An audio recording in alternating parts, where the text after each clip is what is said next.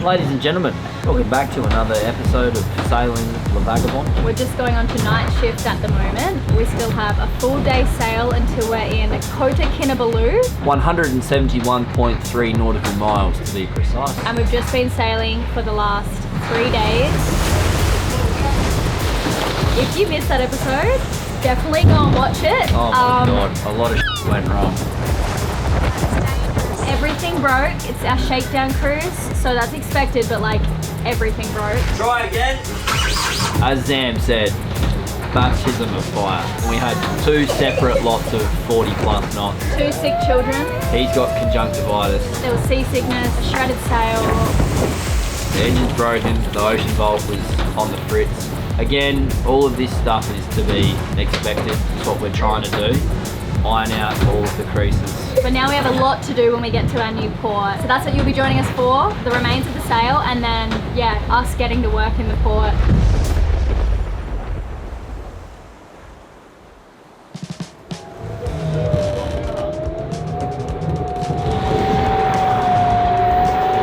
So that noise that I'm hearing isn't good. It's the propellers. I think it's the propellers are open and it's just spinning because we're sailing.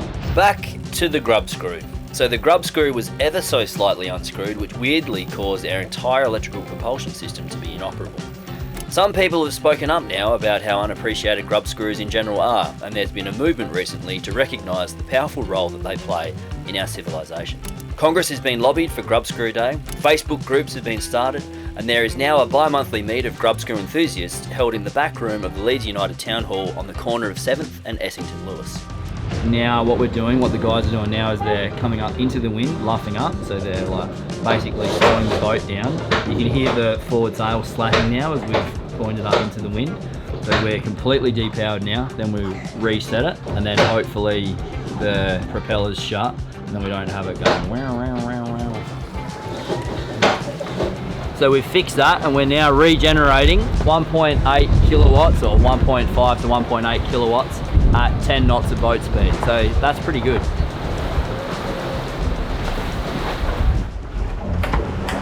I've been so annoyed about the fact I've got to keep up with personal hygiene on this trip because it's not very fun showering at like 10 to 15 knots boat speed. At least we have lots of water. What a luxury.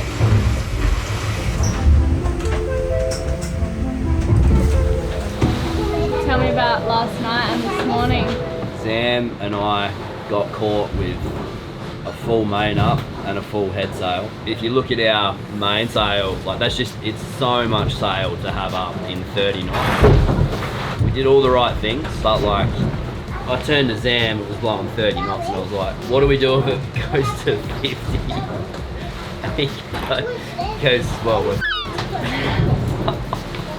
For me, Lenny woke up at 3 a.m, so I've been up since 3 with them. Then there was that squall, so I got up for that. It's just been really intense.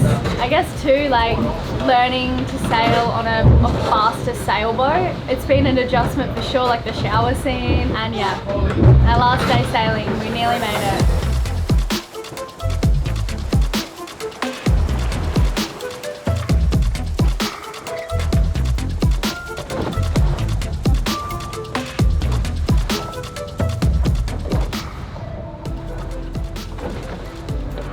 Visualization can seem like a rather daunting meditation technique at first, but our difficulties with it normally have more to do with the way we're approaching it, rather than the technique itself. The good news is, it can actually be What's up? touch wood. Well, I shouldn't even say that. That looks to be our last squall, but now we've got land and islands coming up and no engine. It's unlikely that we would do it, but if we needed to, we'd sort of tack and just hold ground until the area was clear, the skies were clear, and then we'd sort of thread the needle between these islands before getting close to the marina, dropping the sails and coming in on our last little bit of power on the ocean vault.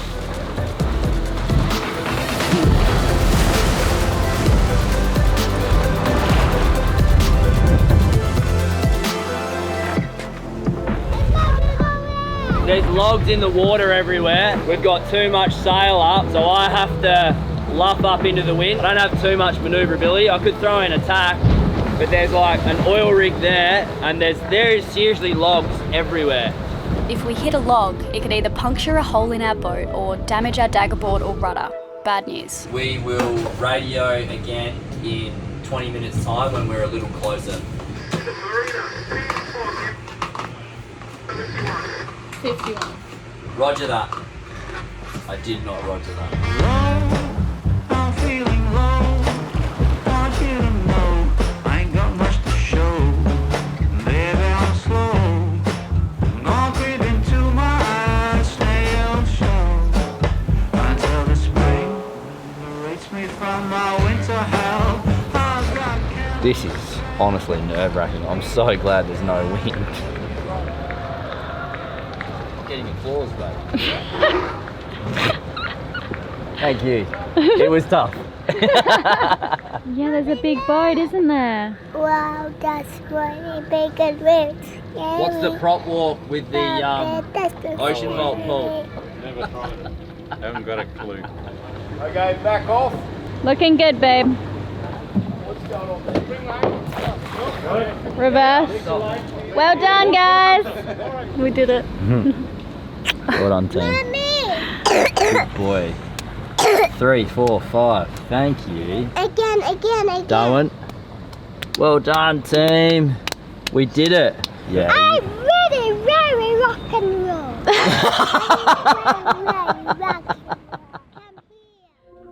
It is hot in this room.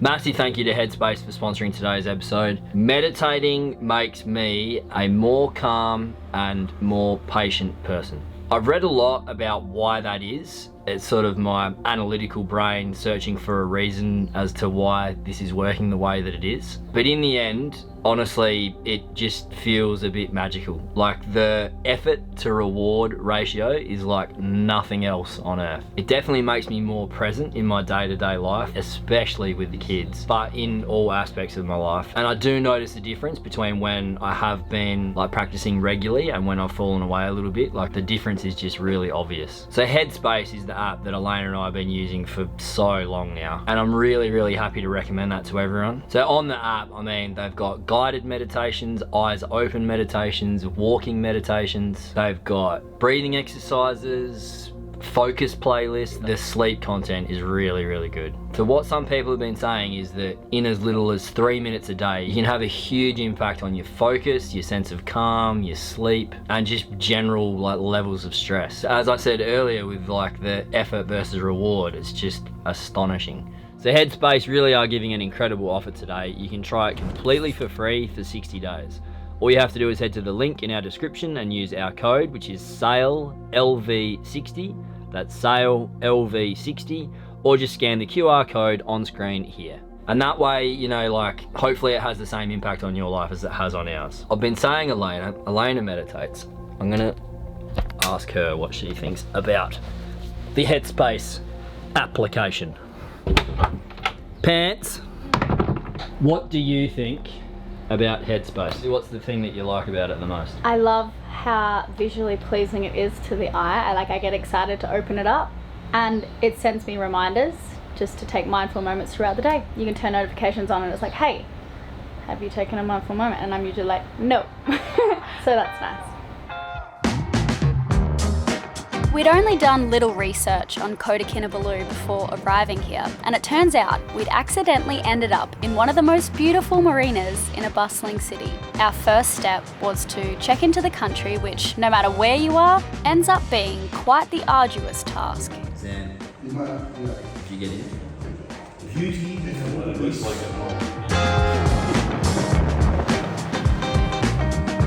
Can you explain what's going on, babe? The next step in the very long process is this building, and it's shut. So Shut at 4:30, so whilst we were lined up there for 2 hours, the next place closed. we can't go in. I want to go in too. Look where we ended up. Now we're having coffee and cake. Life's not so bad. What have you seen? A ducky.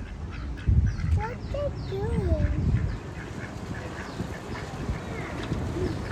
There's a game that has been being played on board. which I was unaware of, which is how many knickers can you fit on a winch? The winner is Elayna.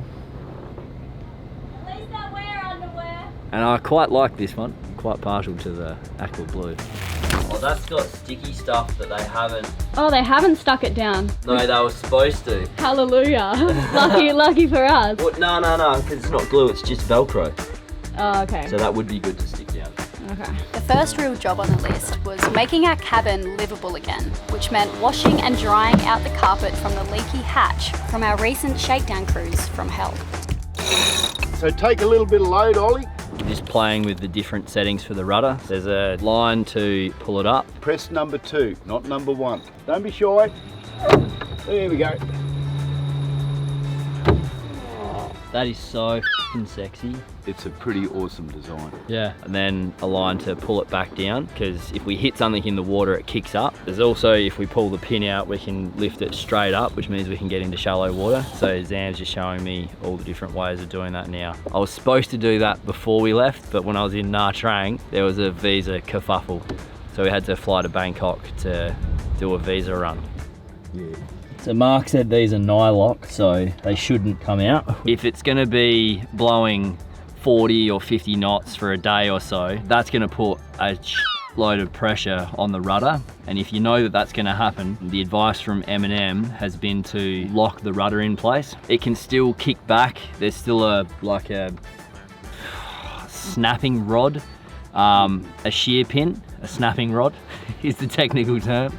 A shear pin, which will explode if we do hit something, and the rudder will still kick up, but that's just like an extra layer of safety. Yeah, so that's what we're playing around with at the moment.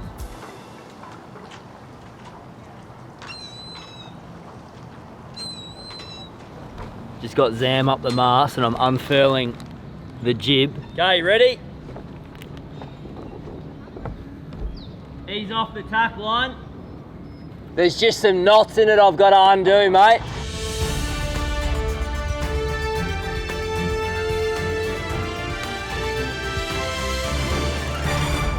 A 33-year-old Australian man has been charged with involuntary manslaughter in Malaysia after untying the rigging of his sailboat while one of his friends was climbing up the mast. Okay, so confession time. I'm caught between admitting to the dumbest, most dangerous thing I've done in probably ever, and looking like a complete idiot on film, but potentially having some people learning from my mistakes. So the idea is, from Doyle and Zam and everyone, is to change the sheet angle to this jib. And the way that I was thinking of doing that was different to everyone else's. So this part here, which you would have all seen me before undoing, I was thinking of bringing the sail further down closer to the deck. And I thought that Zam was at the top there and he was going to be loosening and I was going to be coming in. Somewhere along the way, I failed to recognise that that is actually connecting the entire rig to the boat. Zam was up the top of the mast. That is just unbelievably dangerous, and we were probably frightfully close to the entire rig just coming down. Which, can you imagine? He would be dead, which, you know, that's kind of bad, but imagine how bad I would have looked. It would have been mildly embarrassing. As my wife would say, Riley, today we're lucky. Today we're lucky. When you're pulling ropes and sort of in the middle of a job, it's easy to do. So just remember to not cut your rig down. Everyone. Sorry about that, dude. We can laugh now, but it was a pretty serious thing. The reason that we're doing all this is because when we sheet in quite tight here, the belly of the sail is just a little bit too big, which is making it judder when we're trying to go upwind and we can't point as high as we'd like to. I think in the end we're going to have to get the sail recut, which is very normal. It just happens.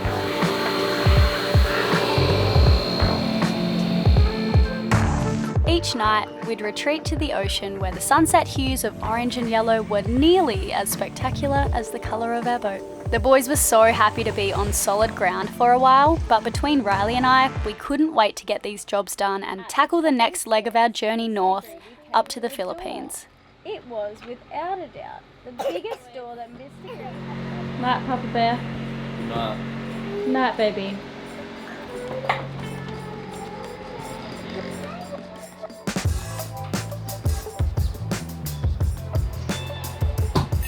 you like yours super hot? I was some ice cream. No, we don't have ice cream for breakfast. Oh. Seeing as it'd be at least a couple of weeks before we could head off again, we prepared La Vagabond for her stay in these tropical waters in the marina. One hand white limb.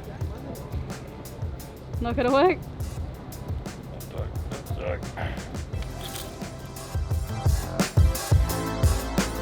Hold this now, tell everyone what we're doing. Everyone who's not doing. And I go to the poopy doggy. Bye bye. Bye. Are we thinking? You're gonna attach it to the rope again. Yeah, I don't want anyone to take it apart. Okay, do it again. Come on. What you doing, Lenny? Tying things up so that Daddy can do it really great. Thanks for helping. That's one part. Yeah, what happened? I just walk in and I just fall my part. You fall on your part. What are you doing? The Starlink is really hot, so we're just gonna turn it off and give it a rest. It's been on for about 12 days, hey?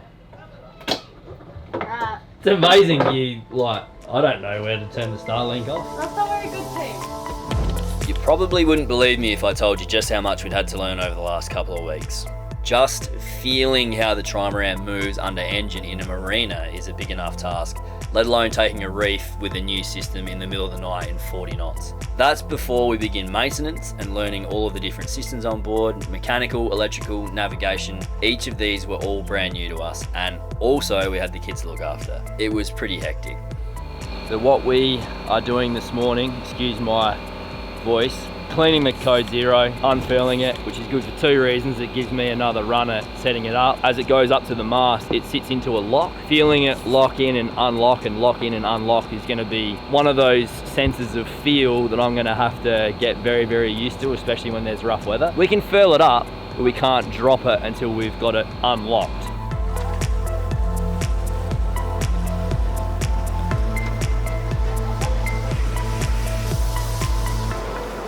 These are the Yanmar engine techs. We have isolated battery 1 and then battery 2. When we go to start, they drop down to 6 volts, which isn't what was happening when we were out there. So we're just troubleshooting, chasing things around in a circle. It looks like they can't crank the engine at all, they can't turn it, which means it seized, which means probably there's water that's come in, which is the worst news possible. So we might have to replace the whole engine, which means we'll be stuck here for a couple of weeks. With the news of having to replace our entire diesel engine, we decided it was time to find out what the locals around here did for fun, seeing as we'd be spending a good amount of time here. Welcome to the night markets. Excuse me, how much? 5 ringgit. 5 ringgit kan? 5 ringgit. What's inside? Apa lagi dalam dia? Chili, vinegar, and like that. And garlic. The white, yeah, garlic Very white. nice. Okay, sure. The one? Yeah, thank you. This one. No bag, it's okay. No bag? No bag. Okay. Having spent a lot of time in Indonesia recently and not knowing much about Malaysia, we were surprised about the fact their language, Malay, was from the same origin as Bahasa Indonesia. This made things a little easier as Lenny and I had recently taken up Bahasa Indonesia classes. What have you got? Nasi goreng ayam. It's ayam. Kota Kinabalu was quickly becoming one of the most relaxed and friendly places our family had experienced in a long time. The kindest people, rich culture, and delicious food surrounding us for miles.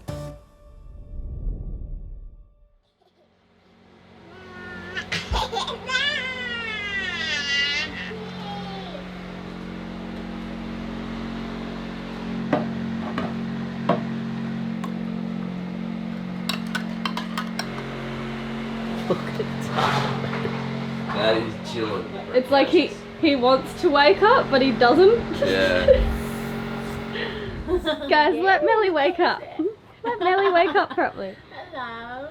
So it's actually been a week we haven't filmed for because we've been so sick with this virus that we caught from the kids. But Riley's been doing a whole bunch of boat jobs and I've been looking after the kids up until yesterday when Melly arrived from Indonesia. She's come to help us out so we can really smash out some jobs and get out of this marina as soon as possible. Some big things have happened and still need to happen, and we're going to talk to you guys about all of that in a minute. But in the meantime, we really need some breakfast. We haven't really put much food on the boat yet, but this marina, holy crap. It's been a while since we've had like a huge win like this. Riley just picked it out and did a little bit of research, but It's just brilliant. yeah, it's got restaurants, 2 kids clubs, pools, water slides, an Yeah. Olympic pool to swim laps, a gym, a sauna, Yeah. and breakfast. We are freaking loving life, and it's all super cheap. Importantly, it was downwind at the time. Because I was like, we're getting smashed on a beam, and I was like, there's no way that we're going to get to Palawan in the Philippines. Oh, and there's monkeys in the forest here with the big noses. And swimming iguanas in And the marina. Swimming, are they iguanas or just lizards? I'm going to call them iguanas. Well, yet to find out. Is this just B-roll? Yeah. You're just acting chill? Because you just said, can you film me? So I thought you were going to say something, but then you didn't say No, anything. just a shot. It's a bit weird for me. Do you want me to zoom or pan or?